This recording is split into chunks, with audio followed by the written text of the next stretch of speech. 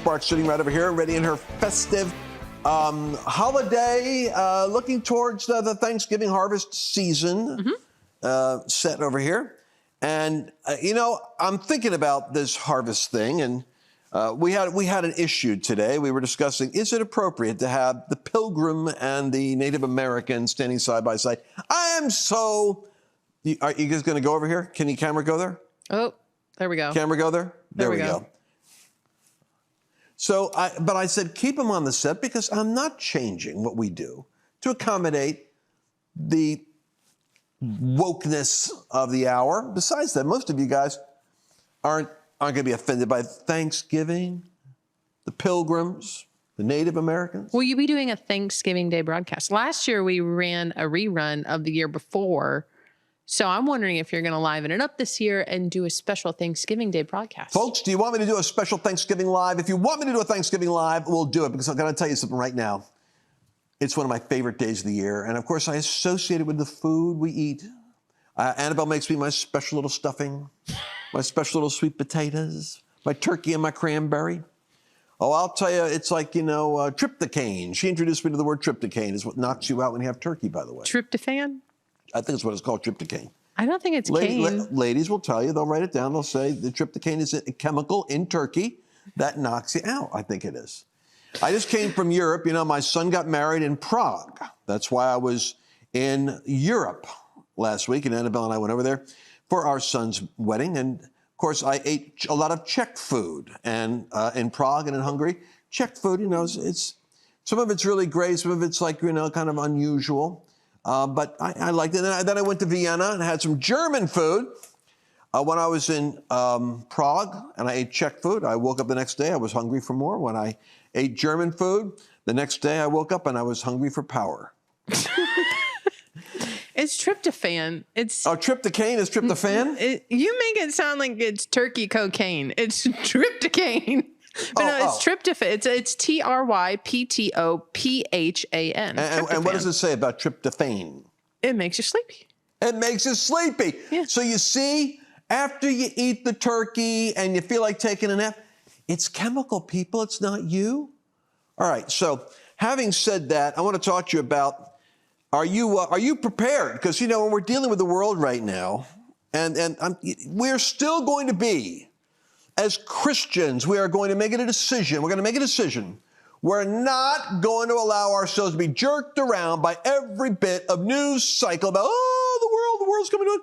Christians are the only people I know that traumatize themselves. The world's out partying, and Christians are traumatizing themselves constantly about tribulation, the Antichrist, the beast, the mark, the this, the that. It's supposed to be the other way around. You're supposed to be the people that are filled with joy, disconnected from the trauma and anxiety in life. And the world should be saying, what have you got that I don't have? How come you're not bothered by these things? So let's adjust this right now. That's good. One of the ways we do that, Mercedes, is the wise man sees trouble and prepares himself. Noah was moved with fear and built an ark to the saving of his household. There's 2 verses I just gave you. I talk about seeing something and being motivated by concern about what's coming to do something now. Then it gives you peace of mind when that happens. So for instance, I know that there's going to be interruptions in energy supply. I know there's going to be interruptions in monetary policy. I know there's going to be interruptions going on in the world of media, and there's going to be interruptions in food supply.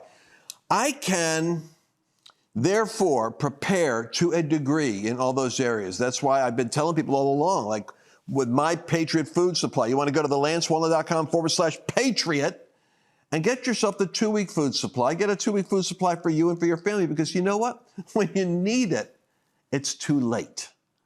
You have it now. And it has a 20-year shelf life with like 2,000 calories a day or something like that, and a variety of food. Only modern science can produce what this food supply provides for you. It doesn't perish. It doesn't go bad. You don't have to worry about it.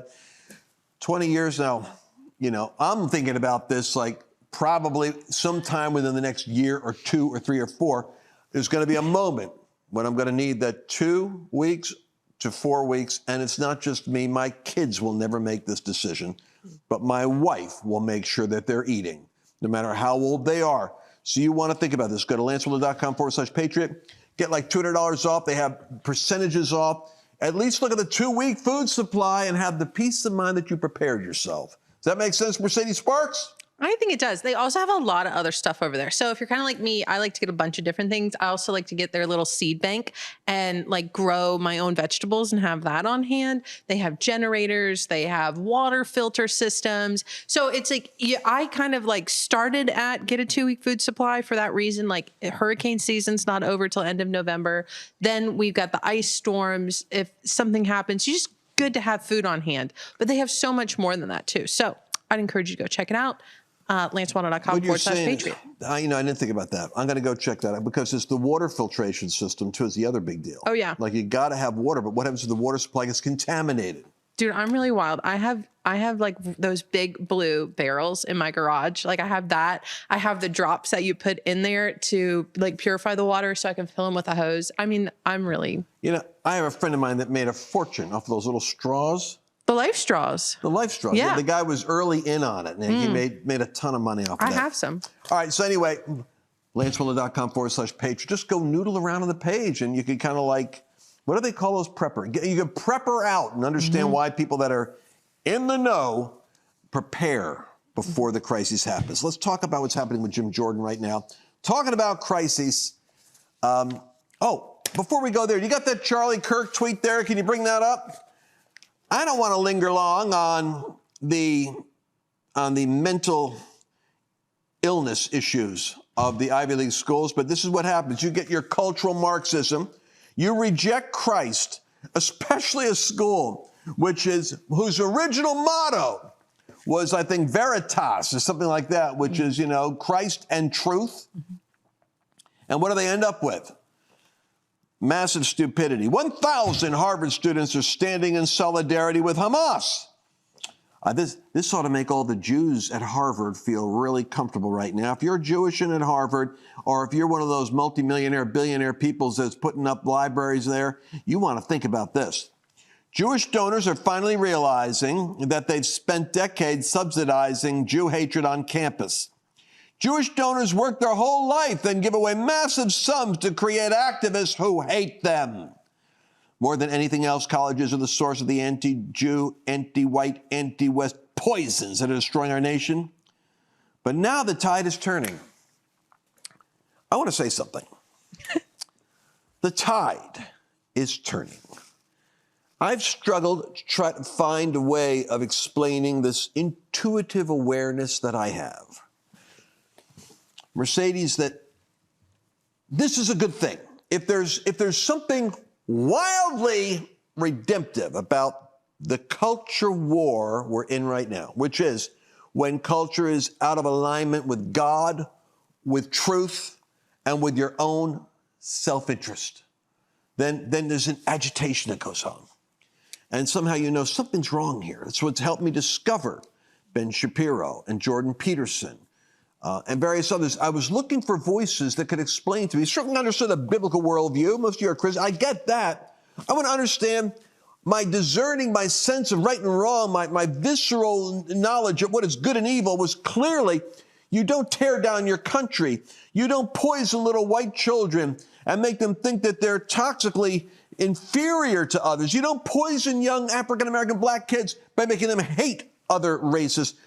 But I needed to have an understanding as to why are people doing this? And Jordan Peterson and various others came along and explained the pathology of wokeness or the ideology of Marxism and how it works as a tool to break up the power structure of a cohesive nation and instill in it a disunity that results in a reconfiguring of power based upon another idea, which is hostile to freedom and self-expression and demands conformity.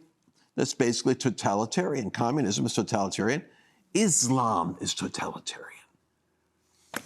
Everyone's all upset about Christianity, evangelicals, Christianity, theosophy, you're going to take over, what do they call it, where, you're going to have not a theophany, that's an experience of God, but you're going to take... Theocracy. Theocracy. Mm-hmm. Everybody's worried about, but you see the point is, and we wrote it in our book, Islam and communism are going to be the two powers in the end that are going to control the earth, and the only resistance will be the fragile clay of the democracies struggling to try to resist the iron boot of the beast. But you see, democracies operate under the influence of Christianity that has enough of a preservative in society to allow logic and autonomy and conscience and self-expression to keep itself from being assimilated by a bigger operation, the beast, the boot of authority. The intimidation, manipulation, and domination are the characteristics of an unhealthy religious ideology, whether it's communism or Islam. Both will intimidate, both will manipulate, both will dominate. The Jewish faith and the Christian faith have this uniqueness. Their power is persuasion. The weapons of their warfare are their ideas, not their boots, not their swords. It's the ideas. It's the ideas that man is made in the image of God, and that we hold these truths to be self-evident and obvious, if you think about it, that mankind is a created being, and that all of us are created equal, and we should have an equal share to happiness, and no one should achieve happiness at the expense of someone else's happiness. That's a basic foundation of the supreme achievement of Western civilization, which was the formation of the United States in its inception. Charlie Kirk is pointing out here that school that was first established for the training of students of divinity, Harvard, was established for training clergy. It's now so hostile to clergy, it actually celebrates the hatred of Jews, and that's one step removed from the hatred of Christians. What's amazing is these are the kids with the greatest degree of privilege, the greatest degree of, evidently, intellectual achievement in a secular world. So you shouldn't be surprised if Caesar and not Christ is training your children. Don't be surprised if Christians end up in the arena having to face the lions, because those privileged, sop-headed sophomores at Harvard do not understand what it is they're saying when they celebrate their solidarity with Nazis, tyranny, or the destruction of the innocent, and come against the innocent, free-thinking democracies of the earth, such as Israel on a Sabbath at the end of a feast, with no intent to harm their neighbor, while their neighbor intends to destroy them. Interesting. I would take those names of those 1,000 students, and I would put them on a database and have them run by every HR department that's going to hire healthy employees for my company, because I certainly don't want to have my Jewish board members or people in my company threatened by this kind of hatred. I think those 1,000 ought to be willing to stand in solidarity with career choices and only go to companies that are in solidarity with hating Jewish people. I was just looking online to see what Harvard's motto is. And so its original motto was for Christ and Church. And then it was changed to Veritas. So on its original motto. Amazing, huh? If that ain't, that's not something. The original motto for Christ and Church. Listen, I got to transition here, and this won't be an elegant transition, but I got to go there. We got to talk about other craziness. Before those 1,000 Harvard students get off into the blood system of America's corporations, we have to try to preserve ourselves from the insanity that's already on the loose in Washington. Let's talk about Brother Jordan. Brother Jordan, Jim Jordan of Ohio, has been losing these ballots for House Speaker. And, but remember this. How many ballots did we go through with the last speaker as... how many voting sessions did we go through for Kevin McCarthy? Kevin McCarthy had 15 voting sessions. A lot. If I'm not mistaken. So let's not get ourselves all wee-weed up here over the fact that we're going through a couple of cycles right now. What we ought to think about is these 3 thoughts that I have on Facebook. By the way, you ought to all be watching Facebook. If you're not on Facebook, you're missing something, because I put all my blog stuff, all my podcast stuff, before it even goes out anywhere else, I sample it on Facebook and read comments. If That's you're how not on people talk to me. Facebook, you're under 45. I said, if you're not on Facebook, you're under 45. Yeah, if you're under 45, you're missing where the action is. Well, you're on a lot of other places too. You're on Instagram, you're on YouTube, you're on Getter, I'm on TikTok, you're on YouTube, Gab. Getter, Gab. I'm on the artist formerly known as Twitter. Yes, but that's your favorite. You like Facebook. That's your favorite platform. I do, because after Periscope, with my Periscopians, it's the only place I can go live and actually get feedback immediately. And I love the people. I love to read what they say.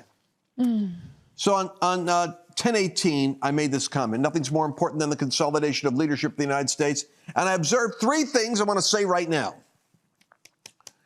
Who are the holdouts? I listed them. I listed them for you so you could see. You got your Florida, I can't believe, Mario Diaz. But of course, these are going to be the Democrat strongholds, probably around Miami or something. Hey, Texas, these guys are all blocking Jordan from making progress. Texas Rep Jake Elzy. And in Georgia, Drew Ferguson. New York, well, New York's a tough job. Drew Ferguson. Florida again, Carlos Jimenez. Texas again, Tony Gonzalez. Another Texas, Kay Granger. Hey, man, these are Republicans. They're not Democrats. You need to call them up and talk to them. Michigan, John James. Pennsylvania, Mike Kelly. Virginia, Jen Keegans. New York, Nick LaLotta. New York, Mike Lawler. Iowa, Marionette Miller. Florida, John Rutherford. These are Republicans. You understand that? These are members of Trump's party when he was president. Idaho, Mike Simpson. Minnesota, Pete Stauber. Arkansas, Steve Womack. No relation to Andrew Womack. Folks, you have the power. If you call 202-225-3121, that's 202-225-3121, or 202-224-3121. You can talk. You want to talk to your state senator's office. You want to talk to your state congressman. Mercedes, do these calls make a difference? You have some experience, as I recall, in the area of political activism. I don't think you want my answer. I don't think they matter. I really don't. I'm sorry. I want to say something right now. Call your congressman, call your senator, and let them know. And I guess you've got a good point. I mean, you could be calling from out of state, but it's even more important if you're calling within state. And let me just say these three things. The problem that Jim Jordan is having is he's having his struggle sessions with these holdouts in private. I say, stop having these private backroom meetings. You've had them. Have the vote out in public. Have the discussion in public. Let these people, I want to know how the sausage is made. I want to know, how do they do this? Because I'm going to tell you something. Some of the holdouts are influenced. All of them have reasons. They're not illogical. So if you're in a Republican district, but they're moderate, if you're a moderate, because you've got a lot of Biden Democrats or a lot of influence from a city nearby where it's heavily, like Bucks County. I grew up in Bucks County. It's near Philadelphia. It's hard for Bucks County to have anything but a moderate, though I wish they had someone more conservative. The holdouts are frequently near Biden blue districts, or they're in Democrat districts, and they still get elected because they don't appear to be hardcore meat-eating MAGA people. So it's, and even having said that, half of the votes that are in those districts still have voted for Jim Jordan. Bravo for the courage of those voters. And I bet you they're hearing from their passionate supporters. I think they're in swing districts too. That's what I was reading online, that these are areas that Joe Biden won in 2020. And so they don't want to be seen as voting for somebody like a Jim Jordan, who's a little bit further. That's what I was trying to say, but maybe you said it clearer than me. The third item is other holdouts. Did you already say that? I was trying to say that. Okay. I just said a lot more. It took me a lot. I'm still jet lagged, people. Okay. I'm still hungry for Czech food.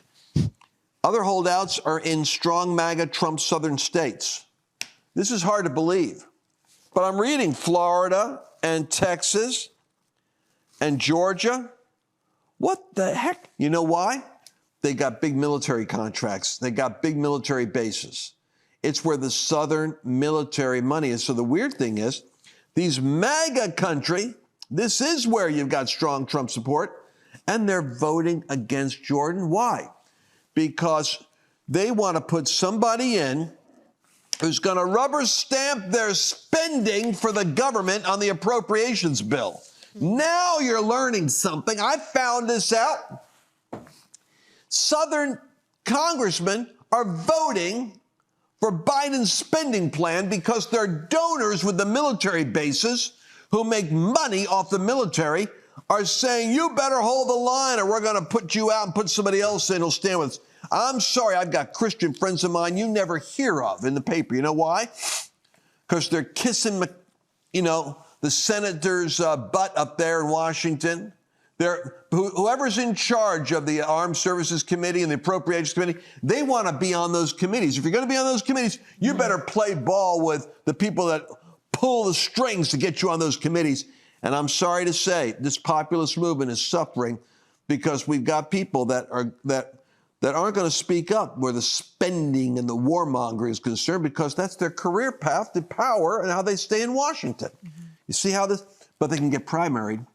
Their big fear, I'm telling you, their fear is that's why you got to call. Their fear is not that they got to vote to please the phone call, but that they in 2 years will pay a price for defying the passion of their district. Mm-hmm. That's what they're afraid of. They're afraid that you're gonna blow them out by, and you know what? Their plan is to make someone like McHenry, the bow tie guy that was sitting in, that's been sitting in that seat. Well, let me tell you something. When you've got the head of the Democratic Party there, who is Representative Hakeem Jeffries of New York, and he's saying the best way to protect Biden's spending plan is to put this guy here in. So when you've got McHenry getting the vote of the Democrats, what the Republicans are planning on doing, they're so eager to spend that $2 trillion extra. They're so eager to get their appropriations for Ukraine war. And, oh, man, Israel war. They make their money off of war. It's a weird profession, folks. But let me tell you something. They plan on making McHenry the acting speaker who's going to empower the Democrats. I won't even mention the fact that it strikes all Republicans forever for the next till 2025 from presidential succession. Because the president goes, the vice president goes in. The vice president and the president are gone, the Speaker of the House becomes the president. You put in someone like McHenry, you're done. You won't have a Republican in there. So it would be a total sellout of the conservative agenda that won us the House majority, Ken Blackwell says. Ken Blackwell is a former ambassador, chairman of the Conservative Action Project. Republican members need to see through this plot by the uniparty establishment to block an American first agenda that would save our constitutional republic by stopping the Biden agenda and paving the way to elect a new president in 2024. Well, Steve Bannon says something interesting, and I'll just throw it out there. He says, look, Jim Jordan may not be everything that you want, but he's everything the Democrats don't want, and therefore he's the best guy right now for the job. Because he's sympathetic to the idea that there was election fraud. He doesn't like the $2 trillion deficit. He's been able to, and he understands how to take the heat in the kitchen and stand for conservative causes. He's got the strength and the youth and the energy still in him to be able to do the hard work that's required of that role. I pray that he succeeds, that we'll be able to see him get in, but it's going to happen because you guys put the pressure on these 22 Republicans who voted against him. I didn't even mention Colorado, Ken Buck. You guys are in Colorado. Oregon, Representative Lori Chavez DeRemer. Florida, another Florida one, Vern Buchanan. Nebraska, Don Bacon. He's the top one. He's the former Speaker of the House. He voted for Kevin McCarthy. Nebraska, Don Bacon. I'm giving you the 22 names, folks. Bannon says this. I love Bannon's attitude. He says if they make McHenry the speaker, if he becomes the one that the Democrats put in on their behalf, and he votes through all of Biden's spending, it'll make 2024 like Stalingrad for Hitler. The resolve of our base, our people, and our movement will be brought to such a fervor, such a heated pitch of resolve and engagement that you will see them, every one of those 22 Republicans are going to experience the backlash that a concentrated force can give them of some 30 to 40 million MAGA Republicans. It is a powerful, if you don't believe it, they just pulled McCarthy out of office and did the unprecedented.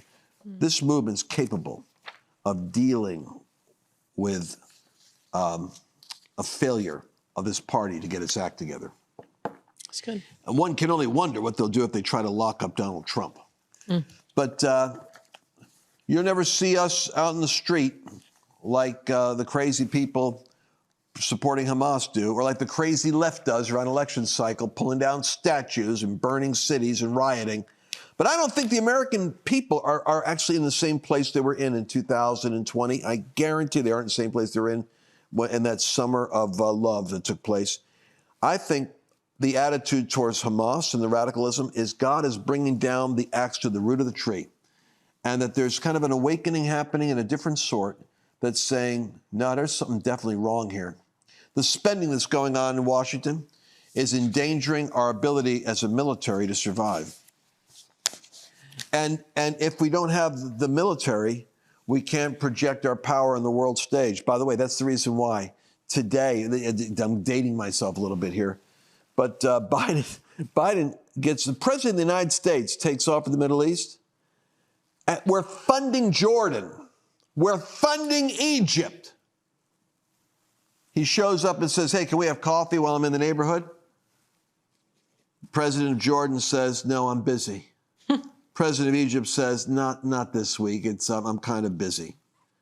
Folks, when the president of the theoretic world superpower comes flying in and you don't have time to meet with him because you don't want to annoy your constituents in your country, your Arab people, that tells you something. That tells you Joe Biden isn't Donald Trump. Because I can promise you, the king of Jordan, the president of Egypt, they wouldn't be blowing off coffee with Donald Trump. Because the first thing Donald Trump would say is, meat's off the menu, boys. You're going to go through a deep freeze. I'm cutting off all support for you. Not only military, but also our intelligence services. You're on your own for a while. See if China cozies up to you. I guarantee within a day they get that appointment. Biden doesn't have that ability because nobody respects him. Well, on that cheery note, may God hear this prayer. You know, Derek Prince prayed a prayer. He was praying at the time when England was losing. They were losing badly to Rommel in North Africa in the Second World War. And young Derek Prince, new Christian, he was praying and fasting on different days of the week. And he was praying for God to give victory to the British Empire. And the Lord spoke to him and clarified something. He says, don't pray that I give you victory. Pray that I give you leaders such as is consistent with my glory to give you victory. At which point, Derek Prince stopped praying for victory and started praying for God to give leaders such that God could consistently, in the name of his own interest and glory, his glory, not the glory of England, not the victory of the English people over the Germans, but his own glory, be consistent that he gets victory. And you know what happened? Strange thing happened. I almost hesitate to tell you this. There was a World War I tank commander who was flying in. His plane sadly crashed. The man that Churchill sent to replace his dysfunctional leaders that were being beaten so badly by Rommel never made it to command because his plane was shot down. So Churchill had to go deeper down the bench to whoever his runner-ups were. He picked the son of an Anglican preacher, kind of an unknown entity, but his name was Bernard Lloyd Montgomery. Bernard Lloyd Montgomery ended up becoming the general. The first thing that he did, this is interesting, is my father was actually in North Africa with the United States. He started off with Patton and then went to the Air Force. And he said the discipline with the Brits was so superior to the American soldiers.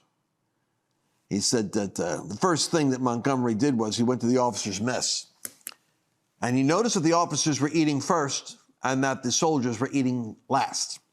From now on, my officers will be eating last. You're going to model what it means to be a leader by taking care of your men. And then he proceeded to tell them that there was going to be no more cursing and no more blaspheming, that the British soldiers were going to act like British soldiers and talk like British soldiers. And then he commanded a moment of prayer as he took control of the operations in North Africa, and he besieged the God of battles to grant victory. Derek Prince said he was listening to the radio and had an astonishing revelation that God had answered his prayer and fasting and given them a leader such as it would be consistent with his glory to give them victory. Pray that God gives us leaders. Jim Jordan is such a leader. I know Donald Trump is vilified, but I'll tell you, he is such a leader. You want leaders that is consistent with God's glory to give you victory. And pray that we don't get ourselves involved in a war with the leadership we have right now. For those very reasons I stipulated. It's not a good time for America to be engaged in war. I pray in the name of Jesus for peace. I pray in the name of Jesus for calm. I pray in the name of Jesus for wisdom. May we rise above the din and the noise and the clatter of other things and come into a place where we know that God is God and he's working out his will on the earth, and he'll work out his will for you. As you look to him, as you call upon him, as you honor him, you're going to find your paths directed, and you're going to be able to hear God and see God and experience God's profound peace. Any closing thoughts, Mercedes Sparks? As you're talking, I'm listening to them, and I've listened to you all day. To be fair, we've been together for almost 8 hours today. I'm thinking I should have a segment on the show called Did You See? And I'm just going to play for you like millennial type things, because it's not news, but I think it's hilarious stuff where did you see online? There's all these theories out there that Ron DeSantis is actually wearing high heels inside of his boots. Have you seen that? I have. I'm trying to avoid those subjects in an effort to have a serious conversation. No, yes. I know. It's always so serious, but you're so funny, though. It's arched like that, and so he must be wearing, like, inflated heels. Well, like, what I love is, like, the reenactment stuff that's on TikTok or like, Instagram or wherever, and it's, like, they put what it looks like his foot probably looks like inside of the boot. So I just think it would be funny to do, because you're so intense. It's so weird. When you're in the studio, you're so intense. When you're at home, you're, like, whimsical and funny and all these things, and here we're just like, Jim Jordan, the fate of the nation, call your representatives. And it's so intense, but you are so funny though too. So anyways, I know. I just one of the many things. I agree. I remember I had one conversation with Glenn Beck. That with me once. And I said, you know, Glenn, you know when you were the best? It's when you didn't let everything you knew depress you. And you had a sense of humor and whimsical. And he said, you're right.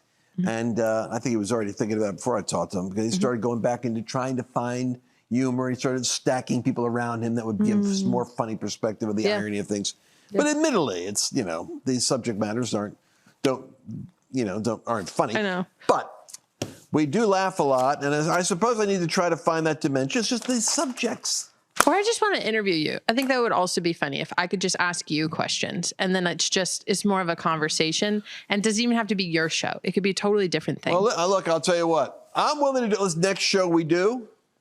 You can ask me, did you hear about? We can do a whole segment on did you hear about? Like, for instance, today she was trying to tell me, I didn't go there today. She was trying to tell me about, well, there's a lot of people, including, I think Chelsea was saying this, that Charlie Kirk is saying that he thinks the intelligence failure was on purpose, that Hamas attacked and that Israel knew they were going to attack, and that this was intentional, just like Golda Meir did in their 67 war. I don't think my questions aren't that intense. I love when you tell stories, and I know a lot of your good stories. So I like to pull things out of you. Like even before this, you were talking about all these different dreams you've had. I think people would find that fascinating, like the prophetic side of the dream life of what's going on. I just think that's what people love. People love when you're drinking soap and you're like, I thought it was a smoothie. I think it's funny, but yeah. But you're brilliant too, obviously. I'll tell you what. We'll try to.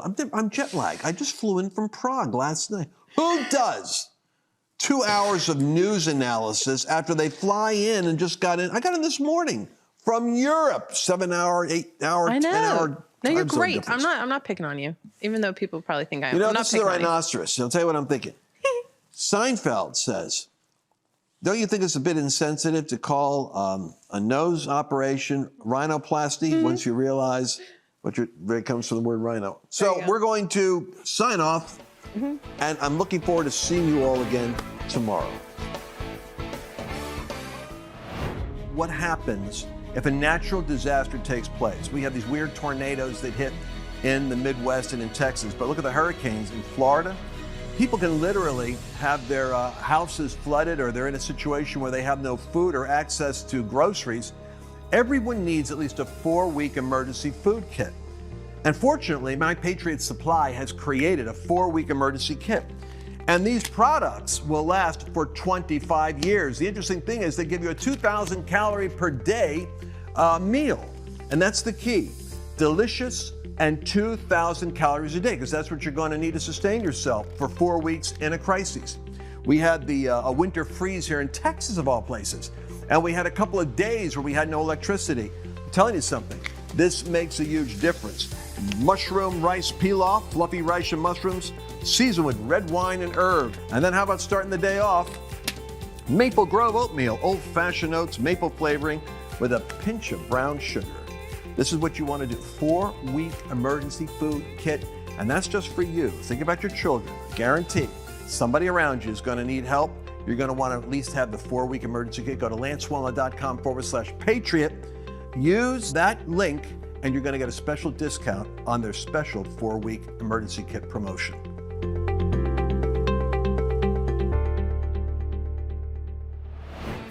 Did you enjoy this latest episode? Please remember to share it with your friends, because the more knowledge you have, the better equipped you are to navigate the world.